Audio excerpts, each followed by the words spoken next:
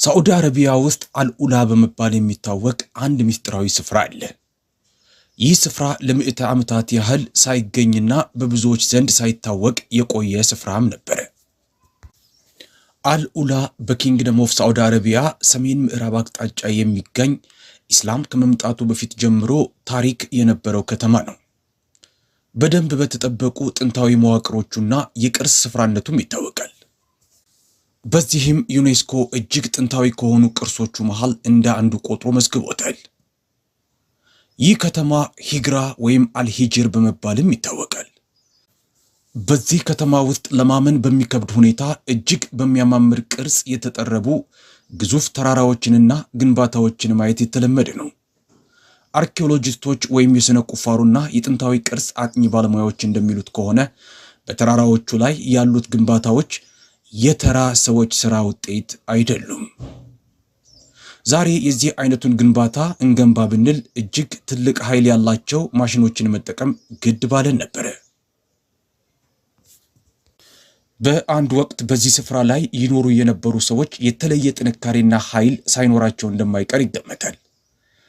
ታዲያ እነዚህ ህዝቦች ማን ነበሩ? ይህስ ስፍራ ምንድን ነው?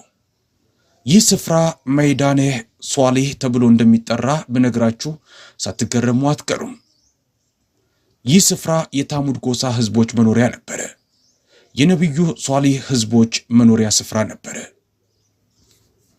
እነዚህ ህዝቦች በጥንካሬያቸውና በረጅም ዕድሜያቸው ይታወቃሉ። በጣም የተካኑ ባለሙያዎች እንደመሆናቸው እነርሱ እንደሚሰሩት ያሉ የተራራ ቅርጾችንና ግንባታዎችን መስራት የሚችል ሌላ ህዝብ የለም። ምንም እንኳን የዚህ አይነት ጠቀሜታዎችና ታሪካዊ አስፈላጊነቶች ያሉት ቢሆንም ስፍራው ሙስሊሞች ግን ከተማውን ከመጎብኘት ተከልክለዋል። ይህ ክልከላም ከነቢዩ ሙሐመድ ሰለላሁ ዐለይሂ ወሰለም ጊዜ ጀምሮ የነበረ ታሪካዊ መነሻ አለው። እኛም ዛሬ ስለዚህ ስፍራ ታሪካዊ አመጣጥና እንደዚሁም ሰዎች ይህንን ስፍራ ቢጎበኙ ሊገጥማቸው ስለሚችለው ችግር እንደዚሁም ስፍራው ለምን የተከለከለ እንደሆነ የሚገልጽ መረጃን ልናጋራችሁ ወደናል። አብራችሁን ቆዩ።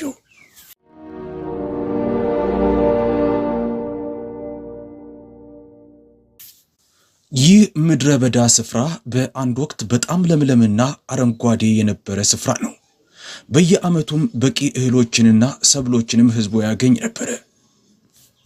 ይህ ሁሉ ግን ህዝቡን ኩራተኛና እብሪተኛ አደረገው። በህዝቡ መሃል የሚኖሩት ሀብታሞችም ድሆቹን ያሰቃዩና ይገድሉ ነበር።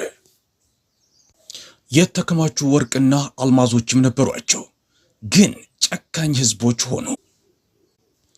አላህም እንዲመራቸው ነቢዩ ሷሊህን ላከው። እነሆ ይህን ታሪክ አላህ በቁርአን ላይ እንዲህ ሲል አብራርቶታል።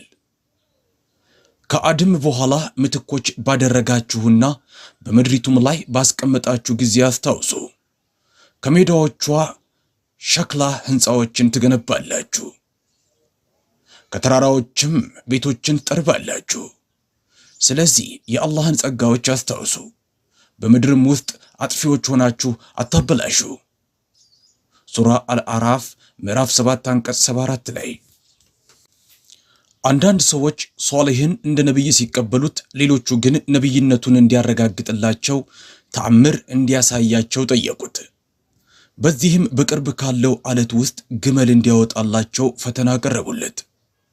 ሷሊህም ወደ ጌታው ጸለየ። ተአምሩም በአላህ ፍቃድ ተፈጸመ። ግመሏም ወጣች፣ በመሃላቸውም መኖር ጀመረች፣ ልጅም ወለደች።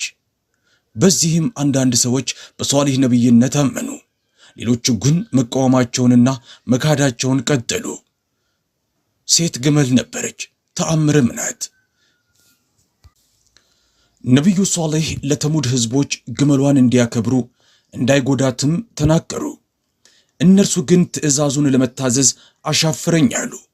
ከህዝቦቹ መሃል ያሉ ሁለት ሰዎችም ንጹሐን ግመል ገደሏት። ለዚህ ተግባራቸው ቅጣትም አላህ እኩለ ሌሊት ላይ የመሬት መንቀጥቀጥን አመጣባቸው። በማግስቱ ሁሉም ህዝቦችም ሞቱ፣ አንዳቸውም ዳግም አልነቁም። አላህም በቁርአን ላይ እንዲህ ይላል፣ ወዲያውም የምድር መንቀጥቀጥ ወይም ጩኸትም ያዘቻቸው፣ በቤቶቻቸው ውስጥ ተንከርፍፈው አነኩ ይላል። ሱራ አልአዕራፍ ምዕራፍ 7 በአንቀጽ 78 ላይ የቀራቸው ነገር ከተራራዎቹና ከጠንካራ አለቶቹ የገነቧቸው ግዙፍ ህንፃዎችና አለቶች ብቻ ነበሩ። ስለዚህ ስፍራ ሌላው የሚገርመው ነገር ደግሞ ይሄ ነው። ይህ ምስጢራዊ ስፍራ በጣም ያልተጠበቀና በጣም አደገኛ ስፍራ ነው። በዚህ በወደመ ምድረ በዳ ቀጠና ላይ ያለው የከባቢ አየር የኦዞን ንጣፍ ትልቅ ቀዳዳ እንዳለው ሳይንቲስቶች ደርሰውበታል። ከሺህ ዓመታት በፊት ትልቅ የመሬት መንቀጥቀጥ ከመሬት ስር ያለውን የመሬትን ጠባቂ ንጣፍ ሳይቀር ቀንሶታል። ይህን ቀጠና ለመሬት መንቀጥቀጥ ጉዳቶች፣ ለአልትራቫዮሌት ጨረሮች ጉዳት፣ ለተለያዩ የቆዳ በሽታዎች፣ ካንሰሮችና ለተፈጥሯዊ አውሎ ነፋሶች ጉዳት ተጋላጭ አድርጎታል። በቅርብ በተደረገ ጥናት መሰረት ለረጅም ጊዜ ያህል በዚህ ስፍራ ላይ መቆየት ለጤና አደገኛ መሆኑ ተደርሶበታል። ይህም ነቢዩ ሙሐመድ ሰለላሁ ዐለይሂ ወሰለም ለሰሃባዎቻቸው በአንድ ወቅት ከተናገሩት ንግግር ጋር ፍጹም ይስማማል። ነቢዩ ሙሐመድ ሰለላሁ ዐለይሂ ወሰለም ወደ ተቡክ ዘመቻ እየሄዱ በዚህ ስፍራ ሲያልፉ ይህን ምድረ በዳ የሆነ ስፍራ እንደ አላህ ቁጣ እንደ ቅጣት አድርገው በልዩነት ወደዚህ ስፍራ እየጠቆሙ ለሰሃባዎቻቸው አሳይተው በአንድ ወቅት የነቢዩ ሷሊህ ዐለይሂ ሰላም ግመል ተጠጣበት ከነበረው የውሃ ጉድጓድ ላይ ብቻም ውሃ እንዲጠጡ ነግረዋል።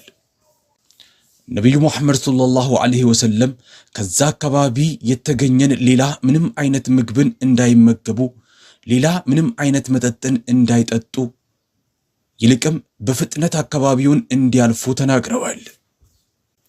በተጨማሪም የአልመናት ቤተ መቅደስም በከተማውና በዙሪያው ባሉት የአካባቢው ነዋሪ ህዝቦች ላይ ጠንካራ ተጽዕኖ እንደነበረውም ዕውቅና ሰጥተዋል። ኢስላም ሙስሊሞች ከተማውን እንዲጎበኙ ከተፈቀደላቸው በጣዖት አምላኪ የአልኡላ ህዝቦች ተጽዕኖ ስር ወድቀው ከእውነተኛው የኢስላም አስተምህሮት ያፈነግጣሉ ብለው ይሰጉም ነበር። ይህንን ስጋት ለማስወገድ ነቢዩ ሙሐመድ ሰለላሁ ዐለይሂ ወሰለም ሙስሊሞችን አልኡላን ከመጎብኘት ከልክለዋል። የትኛውንም ሙስሊም ወደ ከተማው ከመግባት ወይም የአልመናትን ቤተ መቅደስ ከመጎብኘት የሚከለክል ትዕዛዝም ይፋ አድርገዋል። በተጨማሪም የአላህ ህዝቦች ጣዖት አምልኮ ተብሎ የሚታሰብን ተግባር የሚፈጽሙና የኢስላምን አስተምህሮት የሚጻረሩ ተግባራቶችን የሚያከናውኑ መሆናቸውን ለተከታዮቻቸው አስጠንቅቀዋል። ስለዚህ ከከተማው ህዝቦች ጋር ምንም አይነት ግንኙነቶችን ከማድረግ እንዲታቀቡ አሳስበዋል። አልኡላን መጎብኘት መከልከሉ አስደንጋጭ ሊመስል ይችላል፣ ግን አንድ ወሳኝ ዓላማን ለማገልገል ይህ ይጠቅማል። የሙስሊሞችን እምነት ሊጎዳው ከሚችል ውጫዊ ተጽዕኖ ለመጠበቅ ሲባል ነበር ትዕዛዙ የተሰጠው። ነቢዩ ሙሐመድ ሰለላሁ ዐለይሂ ወሰለም ስለ ጽናትና እምነት እንደዚሁም ከእውነተኛው የኢስላም አስተምህሮት ሊያስወጡ ስለሚችሉ ስጋቶች ቀድመው የተረዱ ነቢይ ነበሩ። ሙስሊሞች ከሃይማኖታቸው ሊያስወጧቸው ከሚችሉ ማንኛውም ተጽዕኖ ሊጠበቁ እንደሚገባቸው ያውቁ ነበረ። የአልኡላው ክልከላ ሌላም አስፈላጊ ትምህርት ያስተምረናል። ይሄውም ለነቢዩ ሙሐመድ ሰለላሁ ዐለይሂ ወሰለም አስተምህሮት ታዛዥ የመሆንንና ታማኝ የመሆንን አስፈላጊነት ያስተምረናል።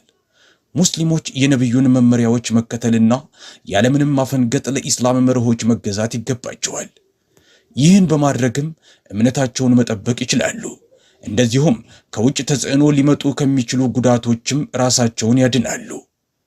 በዛሬው ዓለም ውስጥ ሙስሊሞችን ከኢስላም አስተምህሮት እንዲያፈነግጡ ሊያደርጓቸው የሚችሉ በርካታ ስጋትና አደጋዎች አሉ። ዘመናዊው ዓለም ሙስሊሞችን ከእምነታቸው እንዲያፈነግጡ ሊያደርጓቸው በሚችሉ ፈተናዎች የተሞላ ነው።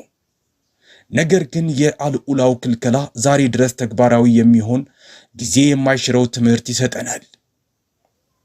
ሙስሊሞች ለኢስላም አስተምህሮት ታማኝና ጽኑ ሆነው እርሱን የሚጻረርን የትኛውንም ተግባር ማስወገድ ይገባቸዋል። መይዳኔ ሷሊህ በአሕዛብና በአላህ ቁጣ የጠፉ ህዝቦች መኖሪያ ነበረ።